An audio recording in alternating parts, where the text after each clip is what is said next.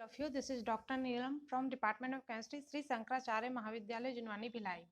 I am going to deliver lecture on the topic of resonance. Resonance जिसे हम अनुनाद भी कहते हैं। मैंने प्रीवियस लेक्चर में आपको इंडक्टिव इफेक्ट के बारे में बताया था, जो कि एक परमानेंट इलेक्ट्रॉनिक डिस्प्लेसमेंट इफेक्ट होता है, जिसमें सिग्मा इलेक्ट्रॉन का ट्रांसमिशन होता है। अब हम देखेंगे रेजोनेंस। रेजोनेंस जिसमें हम वहाँ पर इंडक्टिव इफेक्ट में तो हमने सिग्मा इलेक्ट्रॉन का ट्रांसमिशन देखा था, रेजोनेंस में हम पाई इलेक्ट्रॉन का डीलोकलाइजेशन देखेंगे। तो सबसे पहले मैं एक चीज़ बताना चाहूँगी, लोकलाइजेशन और डीलोकलाइजेशन क्या होता है। लोकलाइजेशन जिसमें इलेक्ट्रॉन पेयर का दो एटम्स के बीच में शेयरिंग होता है, वह लोकलाइजेशन कहलाता है या लोकलाइज्ड इलेक्ट्रॉन कहलाते हैं। और डीलोकलाइज्ड इलेक्ट्रॉन क्या कहलाता है, जिसमें इलेक्ट्रॉन पेयर का शेयरिंग दो से अधिक एटम्स के बीच में होता है, जिसे हम डीलोकलाइज्ड कहते हैं। रेजोनेंस में पाई इलेक्ट्रॉन का डीलोकलाइजेशन होता है। जैसा कि अगर कोई मॉलिक्यूल है, कोई ऑर्गेनिक मॉलिक्यूल का किसी भी प्रॉपर्टी को एक ही सिंगल स्ट्रक्चर के द्वारा हम डिफाइन नहीं कर सकते, उसके अलग अलग स्ट्रक्चर से हमको उसके अलग अलग प्रॉपर्टी पता चलती है। तो ऐसा मॉलिक्यूल जिसके एक ही स्ट्रक्चर से हम उसके प्रॉपर्टी के बारे में बता नहीं सकते हैं, उसको डिफाइन नहीं किया जा सकता, रेजोनेंस कहलाता है। और इस प्रकार बहुत सारे अलग अलग स्ट्रक्चर बनते हैं, जिसे हम रेजोनेटिंग स्ट्रक्चर बोलते हैं। और यह रेजोनेंस पाई इलेक्ट्रॉन के डीलोकलाइजेशन से होता है। जैसा कि आप बेंजीन में देखते हैं, बेंजीन में दो बात होता है कि बेंजीन में दो बात बोली जाती है कि बेंजीन के सभी कार्बन के बीच का बॉन्ड लेंथ आइडेंटिकल होता है, सभी का बॉन्ड लेंथ इक्वल होगा। पर क्या यहाँ पे हमें दिख रहा है, जैसे बेंजीन रिंग में डबल बॉन्ड और कार्बन बॉन्ड अल्टरनेट में है। अब अल्टरनेट में है तो भाई और ऑब्वियसली सिंगल बॉन्ड का बॉन्ड लेंथ ज़्यादा होता है then compare to double bond. पर यहाँ पर ये बात जब बोली जा रही तो क्या ये सही है? अभी हम आगे देखेंगे इस चीज़ को। जैसे कि पहला स्ट्रक्चर में देख रहे हैं कि डबल बॉन्ड का पोजीशन अल्टरनेट तो है, लेकिन पोजीशन अलग अलग है। अब उसके बाद देखिए रेजोनेटिंग स्ट्रक्चर में सेकेंड बेंजीन रिंग में कि उसका पाई बॉन्ड का पोजीशन डिफरेंट है। तो अगर हम एक कार्बन कार्बन के बीच का बॉन्ड लेंथ देखना चाहेंगे यहाँ पर, तो हमें क्या एग्जैक्टली जो सिंगल बॉन्ड का रहेगा वो दिखेगा क्या? नहीं। क्यों? क्योंकि यहाँ पर तो नेक्स्ट स्ट्रक्चर में इसका उस कार्बन कार्बन के बीच में डबल बॉन्ड प्रेजेंट हो जा रहा है। तो यहाँ पर हम ये बात नहीं कर सकते हैं कि बेंजीन रिंग में दो कार्बन के बीच में सिंगल बॉन्ड ही है, ऐसा हम नहीं कह सकते, क्योंकि यहाँ पे पाई इलेक्ट्रॉन का क्या हो रहा है, डीलोकलाइजेशन मतलब हो रहा है कि यहाँ पे अब वो पाई इलेक्ट्रॉन टूट कर पाई बॉन्ड टूट कर वो इलेक्ट्रॉन दूसरे पाई इलेक्ट्रॉन के साथ जुड़कर बॉन्ड बना रहा है। इस प्रकार से जो बेंजीन रिंग होता है, बेंजीन रिंग के ऊपर इलेक्ट्रॉन क्लाउड हो जाते हैं और पाई इलेक्ट्रॉन का क्लाउड हो जाता है। अगर हम बेंजीन रिंग के रियल स्ट्रक्चर की बात करेंगे तो आप साइड में देखिए, यहाँ पर बेंजीन रिंग के अंदर में एक गोलाकार है, यही इसका हाइब्रिड स्ट्रक्चर कहलाता है। और यही रेजोनेटिंग हाइब्रिड है, जो कि ट्रू स्ट्रक्चर होता है। इसे ही हम एक्चुअल बेंजीन रिंग का स्ट्रक्चर कहेंगे, क्योंकि यहाँ पर कार्बन कार्बन के बीच में ना तो सिंगल बॉन्ड शो हो रहा है ना डबल बॉन्ड शो हो रहा है, यह कहलाएगा पार्शियली डबल बॉन्ड। और पार्शियली का मतलब ये होगा कि ना तो ये 100% डबल बॉन्ड है और ना ही ये 100% सिंगल बॉन्ड है। तो इस प्रकार यहाँ पे पार्शियली पाई बॉन्ड का फॉर्मेशन होता है, वही हमारा रेजोनेंस हाइब्रिड कहलाता है। रेजोनेंस किसी भी ऑर्गेनिक मॉलिक्यूल के बहुत सारे स्ट्रक्चर बनते हैं, किसी के 2 बनते हैं, किसी के 3, किसी के 5, किसी के 10 बनते हैं। और ये सारे स्ट्रक्चर रेजोनेंस स्ट्रक्चर कहलाते हैं, जो कि एक रियल स्ट्रक्चर किसी भी मॉलिक्यूल का रियल स्ट्रक्चर है नहीं कहलाएगा, लेकिन इन सभी के कंट्रीब्यूशन से एक हाइब्रिड स्ट्रक्चर बनता है, जिसे ही हम एक्चुअल या रियल स्ट्रक्चर बोलेंगे, जिसे ही हम रेजोनेंस हाइब्रिड कहते हैं। और यह रेजोनेंस हाइब्रिड जो होता है, ये मोर स्टेबल होता है बाकी सारे रेजोनेटिंग स्ट्रक्चर से। रेजोनेंस एनर्जी क्या होता है? Resonance energy more stable resonating structure और रेजोनेंस हाइब्रिड के बीच की एनर्जी के डिफरेंस को ही हम क्या बोलते हैं? रेजोनेंस एनर्जी कहते हैं।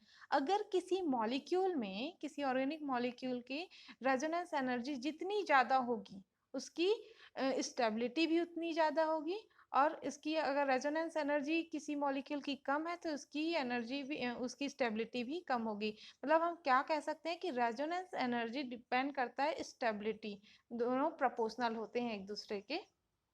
अगर एक और बात बोल सकते हैं कि जैसे जैसे स्ट्रक्चर बनते जाते हैं ऑर्गेनिक मॉलिक्यूल्स में, रेजोनेटिंग स्ट्रक्चर बनते जाएंगे, तो जितने ज़्यादा रेजोनेटिंग स्ट्रक्चर बनते जाते हैं उसकी स्टेबिलिटी धीरे धीरे बढ़ती जाती है। क्यों? कारण क्या है भाई? रेजोनेटिंग स्ट्रक्चर बन रहा है लेकिन एक्चुअल उस मॉलिक्यूल की एनर्जी क्या होती जा रही है? अब धीरे धीरे कम होती जा रही है, और जितनी ज़्यादा मॉलिक्यूल की एनर्जी कम होती जाएगी उतनी ज़्यादा इसकी स्टेबिलिटी बढ़ती जाती है। इस कारण हम क्या बोलते हैं? स्टेबिलिटी इन प्रोपोर्शनल होता है एनर्जी का, बट नॉट स्टेबिलिटी प्रोपोर्शनल होता है रेजोनेटिंग एनर्जी का। दोनों चीज क्लियर है यहाँ पे?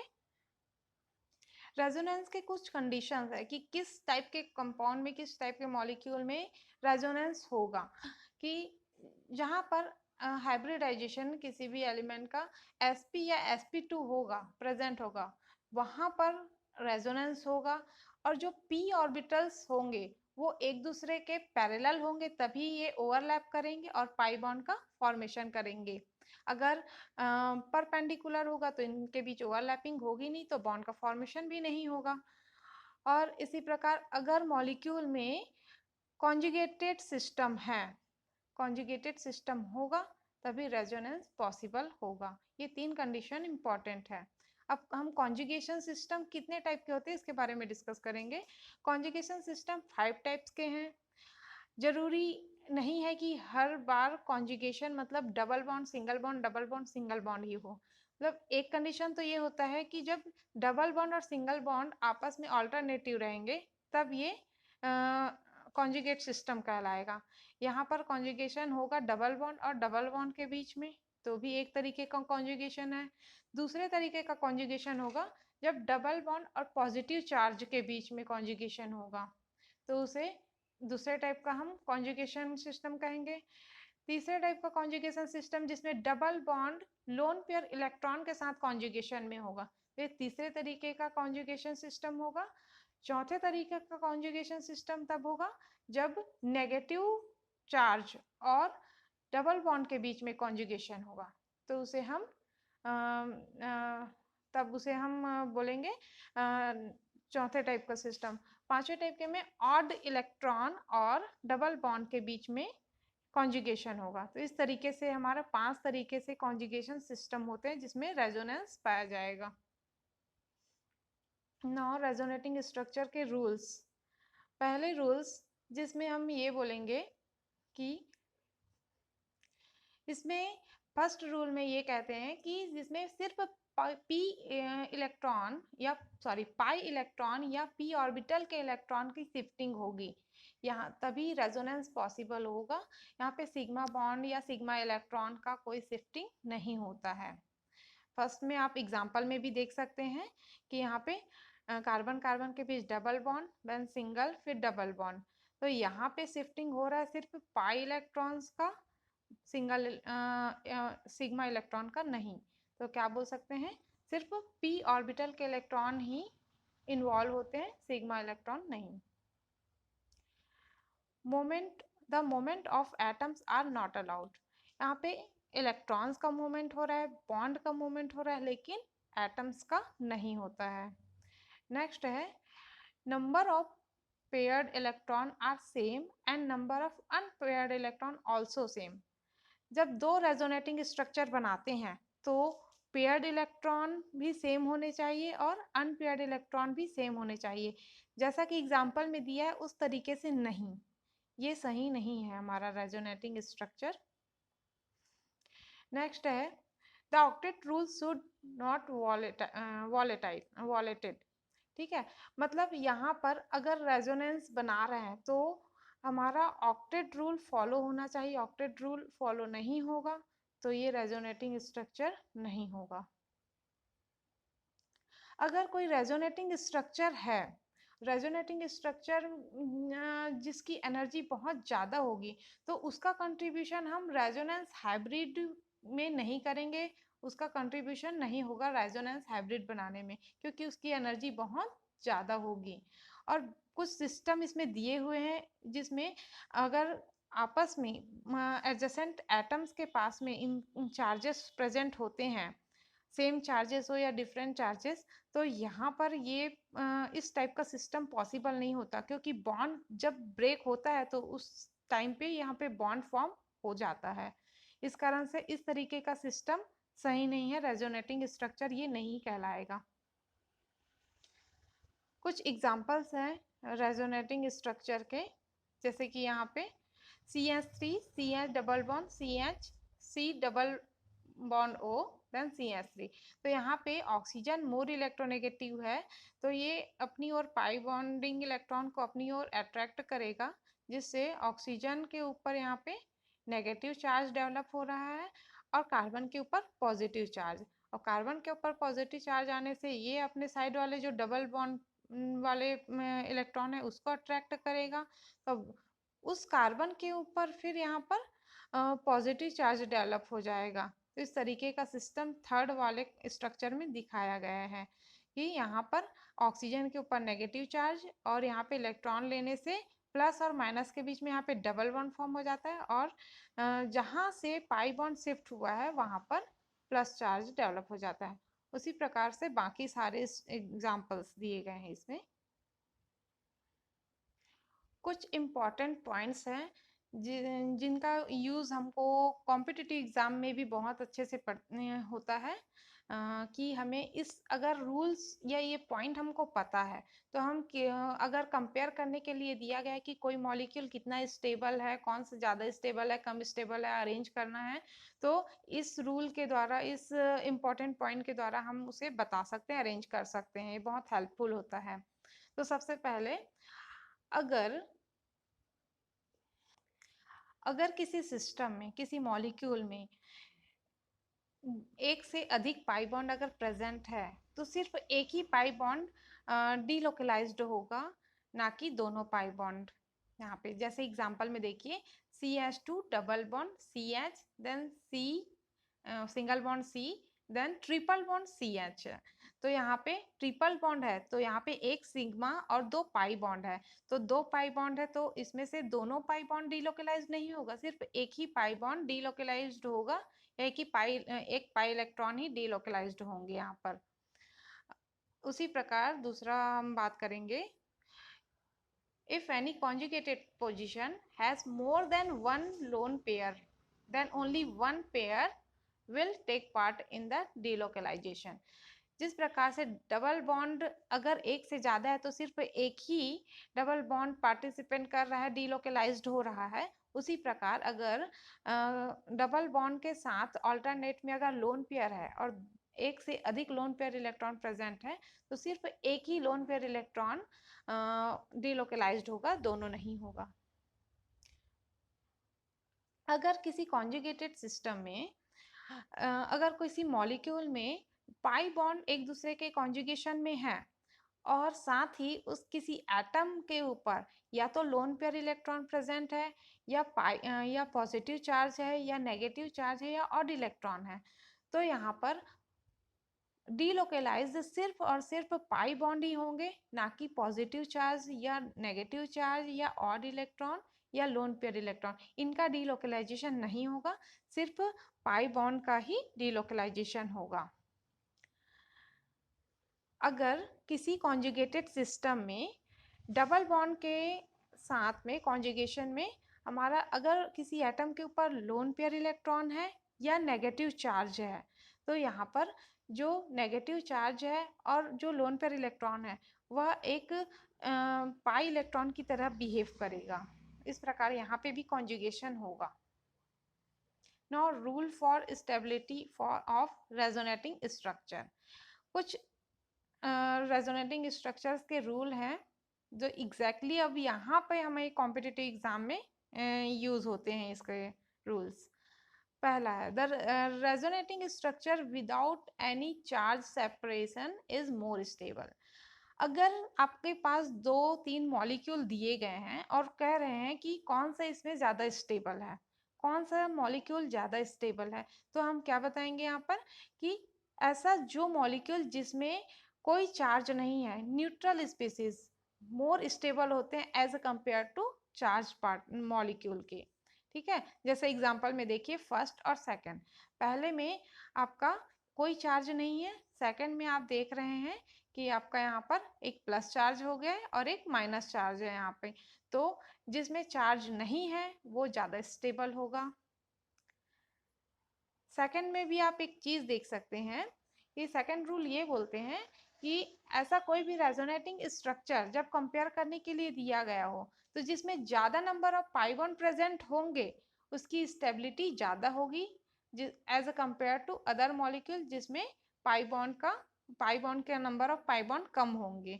ठीक है, आप ऊपर वाले एग्जाम्पल में भी देख सकते हैं कि नंबर ऑफ पाई बॉन्ड ऊपर में फर्स्ट में 2 है और सेकेंड वाले मॉलिक्यूल में एक ही है।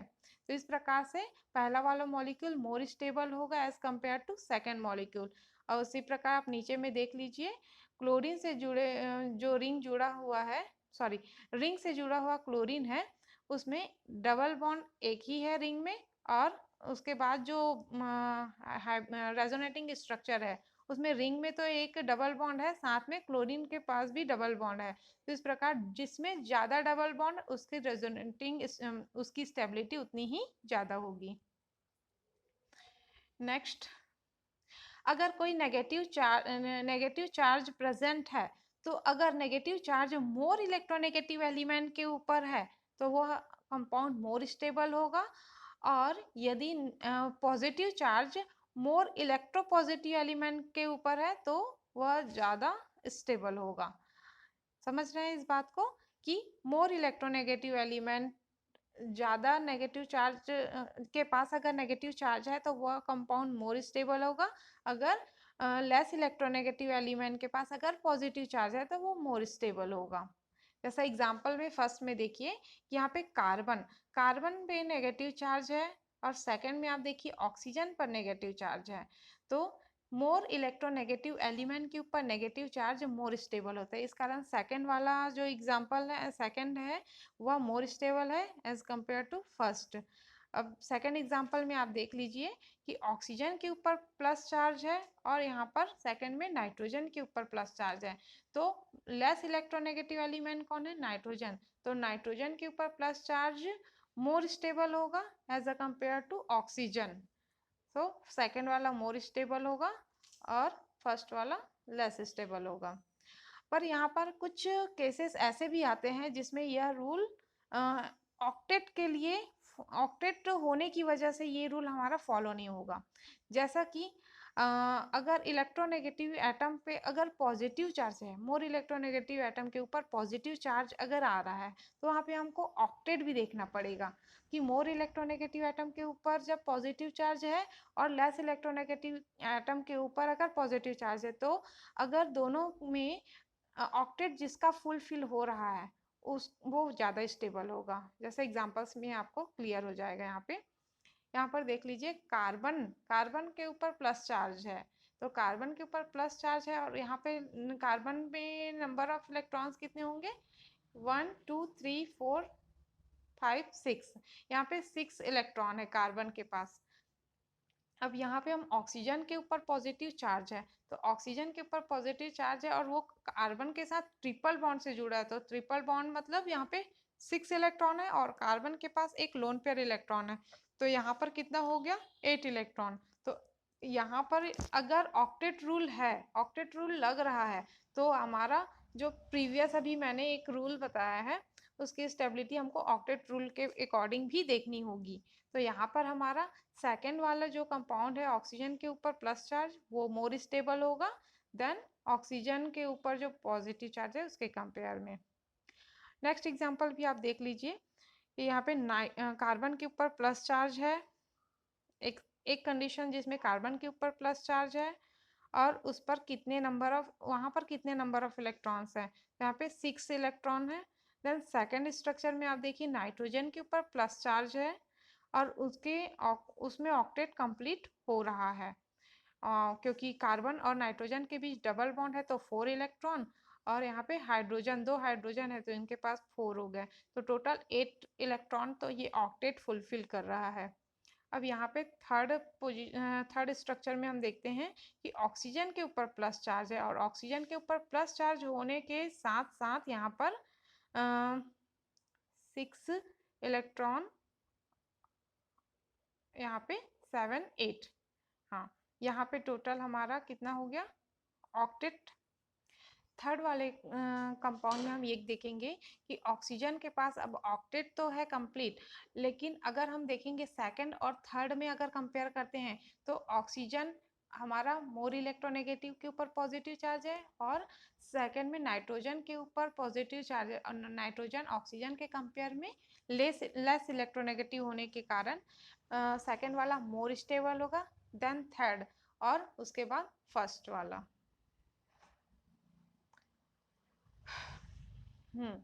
अगर हम दो कॉन्जुगेटेड सिस्टम के बीच स्टेबिलिटी पता करना चाहते हैं तो अगर सिस्टम देखेंगे और दोनों में ही same number of pi bond है तब हम कैसे कंपेयर करेंगे कि अगर जिसमें ऑल्टरनेट पाई बॉन्ड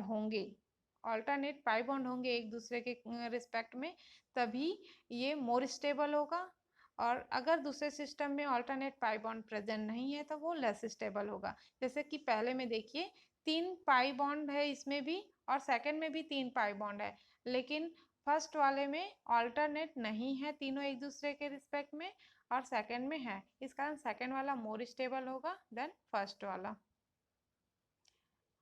अगर दो कंपाउंड में एक एरोमेटिक है कॉन्जुगेटेड सिस्टम और एक नॉन एरोमेटिक कॉन्जुगेटेड सिस्टम है तो obviously aromatic conjugated system more stable होगा then non aromatic conjugated system.